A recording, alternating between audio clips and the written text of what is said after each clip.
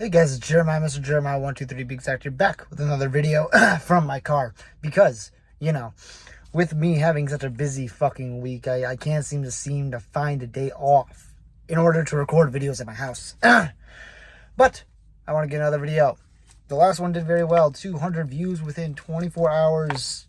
Deeply appreciated. But let's just get right into it with my predictions for what the AEW All-In card is going to be. You see, the thing is that the All-In card is not solidified at all. We're less than a month away. We have next to no matches called out. So I'm figuring, hey, I will be here to give you the predictions for what the card is more than likely going to be with the storylines set forward. Because surprisingly, again, AEW within the past year has struggled with storylines, but it's actually gotten me some kind of form as to what it's going to be. So, let's just start off with the people that should be on the card, but they have no destination. I don't see who they're going to fucking face. CM Punk, I'm not the biggest fan of the guy, honest to God, at this point, but he should be on the card because he is technically the real world champion. Britt Baker, Chris Statlander, the TBS champion, has no solidified actual storyline. Surprising. Miro, again, has no solidified storyline despite the fact that he just came back. Weird. Ricky Starks and The Elite. CM Punk is going to face Ricky Starks next week for Collision, so that's why I'm saying that there's no foreseeable thing what they're going to be doing on the All-In card. But let's just get right into the actual card. The first match I'm going to predict is FTR versus the Hardys for the AEW World Tag Team Championships, and the Hardys are probably going to pick up those titles. I'm just saying that because last time they really wanted to put those titles on the Hardys, but things happen. And I believe it's been a year since that's happened. So I can see that being what they're going to work towards.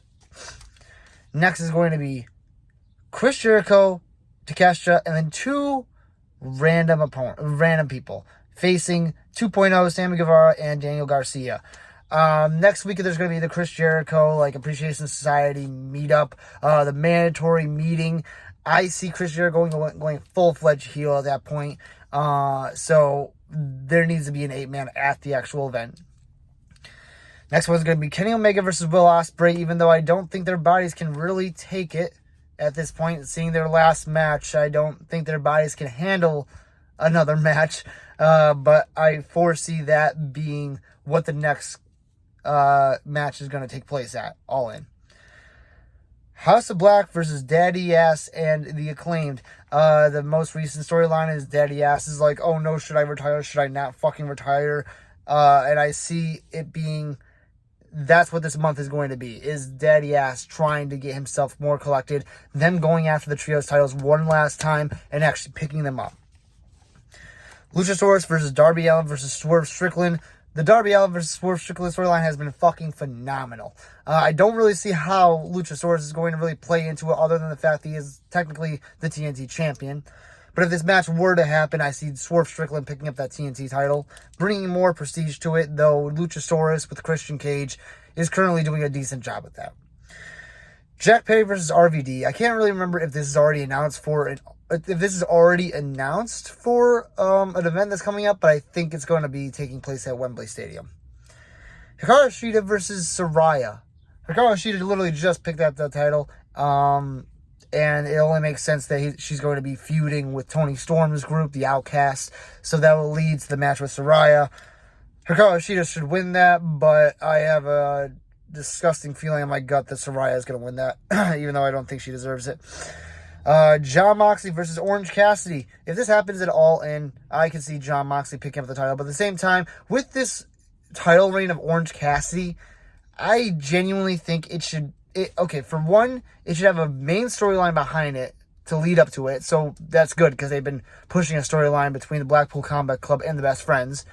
But also, too, I think it should be to someone lower or under on the undercard to bring them up. Jon Moxley has already won the AEW World title and carried championships for a long-ass time, so I don't see why he would need the international title.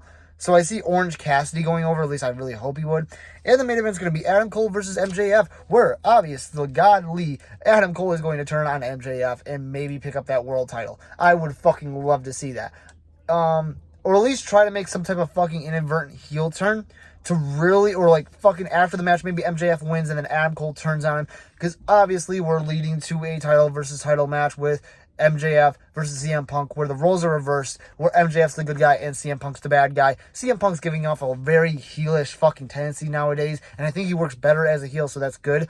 But with MJF, they've gotten him halfway to that point of being a babyface.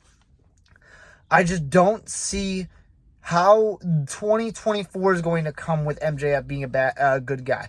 Though MJF does a fucking amazing job of switching that on a dime. So yeah, obviously it's already announced. Adam Cole versus MJF is the only match announced for this sold out fucking show, which is fucking crazy. Honest to God, they were able to do this. They were able to sell out this, one of the biggest shows of all, wrestling shows of all time, with no matches officially called up until last Wednesday, which is maddening to me. But yeah, should they have some matches announced? It's a month away, so really how I book things, it's like as soon as you go into a new month is when you start building up the matches and when you announce it. So I can't really heavily critique it, but I'm surprised that CM Punk was the first one to actually bring up Wembley Stadium on a show. That's a little bit fucking sus and weird to me, honestly. But yeah, that is just my prediction for the AEW All-In card for Wembley Stadium. I'll be trying to do more AEW related things. If there's actually a card announced, maybe I'll make a full-on predictions video of the results of it. But for now, we do not have that. So this is what I've gotten laid out. And yeah, just look at the card I have on the screen. There should be that right there. Oh wait, there. And yeah, again, thank you guys so much for fucking watching the videos. I deeply appreciate it from the fucking gullet of my goddamn fucking heart that you guys are supportive and giving me 200 fucking views. That to me is fucking astonishing. Because when I was like, the outro, I guess, when I was early on in my fucking career on YouTube, quote unquote career, I'd be lucky if I got more than like maybe fucking 10, 20 views and a consistency of maybe 1 or 2 videos. So deeply appreciated, and I really hope that you guys have the most wonderful, beautiful, astonishing of days. See ya.